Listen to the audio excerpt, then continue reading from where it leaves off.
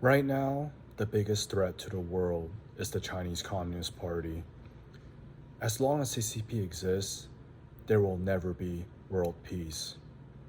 And all these so-called peace talks with China, it has done more harm than good. They have used this as the ultimate strategy to take advantage and control other countries. For example, USA, who has strong economic ties with China. As a result, the USA will do whatever they can to police China, to make sure they stay happy. They do not dare to offend China, because if they did, they have to say sorry, like John Cena. 我必须说，现在就是很重要。我爱更尊重中国，更中国人。我很抱歉对我的错误。China is where all the money comes from. That's why many countries, especially USA, have to rely on China to make sure their economy is stable. US filmmakers, they have to make sure that their film would be released in China, since that's where most of the international box office success comes from. I mean, why else do you think John Cena had to apologize for calling Taiwan a country? Because if he didn't, F9 would not be released in China, and it would be a major, huge box office loss for the film. And just think about it. How many American films that you have seen was set in Taiwan, or even mention Taiwan? Right now, I could only think of Lucy, and I'm not even sure if this film was even released in China. If it was, then it was probably heavily edited.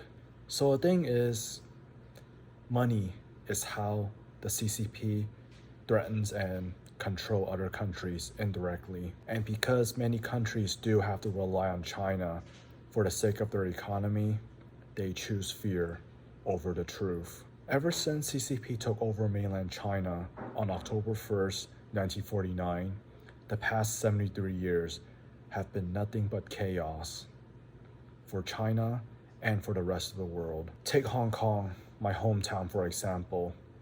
Ever since the handover on July 1st, 1997, what good came out of it? Especially 2 years ago, the passing of the National Security Law in Hong Kong, which was a complete violation of the Sino-British Joint Declaration of 1984, which was agreed that Hong Kong would remain unchanged for 50 years under a one country, two system. However, with the National Security Law in Hong Kong is like a city in mainland China. There is no one country, two system. Therefore, peace was never an option with CCP. Because many countries have to rely on China for the sake of the economy, they do not dare to do anything to put that at risk. So how could CCP be taken down? Or actually, the better question is, who should be the ones to take down CCP? Chinese citizens themselves. So in mainland China, there are three types of Chinese citizens. One, the citizens who embrace CCP and will do whatever they can to make sure they stay in power. Two, the Chinese citizens who have been brainwashed by CCP since birth. And three, the Chinese citizens who know the truth about CCP. So let's put these in groups. Group 1, Group 2, and Group 3. So Group 3 would be the only hope to bring down CCP because they know the truth. Either they spent time abroad and saw events that was hidden by CCP, such as the Tiananmen Square massacre, or they have been saved by Christians. And there are a lot of underground missionaries inside China trying to save Chinese citizens from being blinded by the Chinese Communist Party. And Group 2, these Chinese citizens could be saved by Group 3 or by underground Christians in China. Therefore, it would be Group 2, Group 3 versus Group 1. As much I hate to say it, it would be a Chinese civil war in order to overthrow CCP. The best way to do it is have Chinese citizens start a coup and take down CCP by overthrowing the government. Would it be risky? Definitely. Will there be casualties? Unfortunately, yes. But would it be worthwhile? Definitely. As John F. Kennedy once said, ask not what your country can do for you, ask what you can do for your country. Them, as Chinese citizens, they should do what's best for their country, not for their government. The Chinese national anthem, the first verse is 起来，不愿做奴隶的人们. Arise, we refuse to be slaves.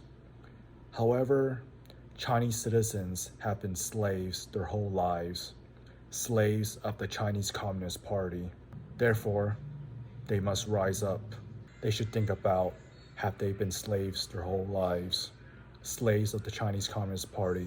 Therefore, if they truly refuse to be slaves, they should arise and stand against the Chinese Communist Party to free themselves. Chinese citizens always speak about bringing honor to their country, while this whole time they have been honoring the CCP. They always say they love their country, but they were actually loving CCP. However, what they should do is, most importantly, save China from the Chinese Communist Party. As Chinese citizens, they should finish the work that all those brave souls started in Tiananmen Square of 1989. The official name of China is the People's Republic of China, but obviously it is nowhere close to being the People's Republic. Once CCP is taken down and Chinese citizens have democracy, then it is truly the People's Republic of China. The end of CCP would also mark the end of the dictatorship in North Korea. The only reason why North Korea still exists to this day is because they receive financial support from China, their only ally. Without CCP, North Korea would not be able to exist. Also, the end of CCP will mark freedom for Hong Kong, Tibet, Xinjiang. Because of the invasion of Ukraine, which the Chinese Communist Party support, they could use this as a reason to invade Taiwan. In order to make the world a better place, CCP must go down. And I really do hope CCP goes down during my lifetime. Due to the national security law, I cannot go back to Hong Kong, and I am very homesick. And I really hope I can go back to Hong Kong at least once in my lifetime. I believe that it is most appropriate to have Chinese citizens themselves to take down CCP. As China is their own country, they should do whatever they can to make China a better place. To freedom everywhere. Freedom in China, freedom in my hometown, Hong Kong, freedom in Tibet, freedom in Xinjiang, freedom in North Korea, freedom in Taiwan, freedom all over the world. And as Hong Konger, I will end it with this. 光復香港，時代革命。所有在中国的人们，真的要起来，不要再做奴隶的人们，不要再做共产党奴隶的人们。